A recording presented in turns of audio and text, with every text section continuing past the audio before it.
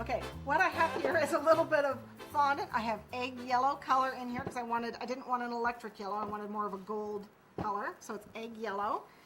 And I have a little bit of Tylose in my fondant. And I'm going to roll it. You can use the pasta machine, you can use, but it's fairly thick. You can just roll it by hand. And what I did is I actually have a mask that I got from the craft store. You can use the plastic masks, you know, the ones from the party stores, just the face masks. You can use those too. But I really wanted this to curve a little bit. So I got a piece of paper, I put it on, I folded it in half, folded it in half like this, and made a cut. And then I folded it in half again and made a cut. Okay, and that's how I ended up with my mask. And I put it on here, and I said, okay, yeah, we're good with the size. I didn't want it, you know, too big, but I used the party mask to tell me how wide I wanted it anyway. So what you do now is you're just going to lay it on your fondant.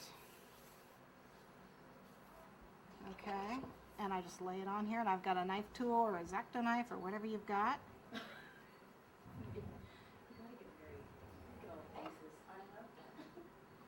Is she making faces while I'm trying to work here? I like this off-camera stuff here. I could put my head on your shoulder while you work. She's going to be like my brother doing this.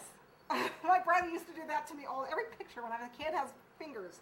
No, I won't. Funny ears. Every single pic. My brother. I'm just making faces. Which is better than what my husband used to do when I took pictures. So always had his hand somewhere else. So naughty. Every single picture. Oh my gosh. So here we go. We've cut it.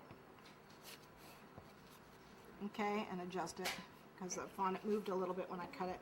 If you have a problem with your fondant moving, like I did just now, you can actually put a little shortening down here to hold the fondant down. Okay, and then put it on here and it won't move. Okay, that's a good idea to do that. But we're okay. We're fine. Okay, got that.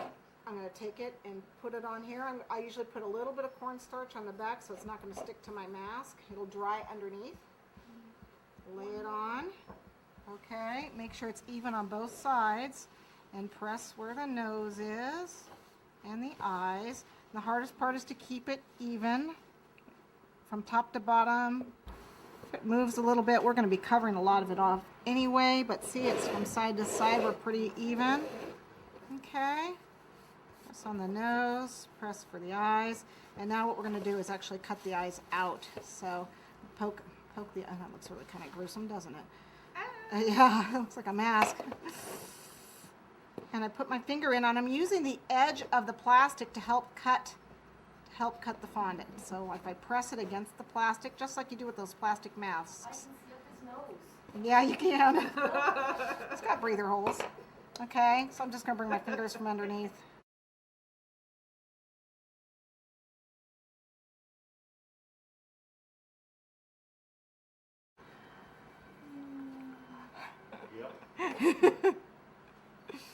Okay, so we just pressing it against the sides here, holding his nose, using my fingers to rub it so I can get the eyes.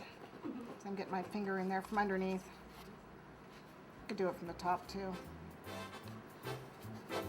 Okay, so there we basically have our mask. Okay. And then I'm just going to leave it on here to dry.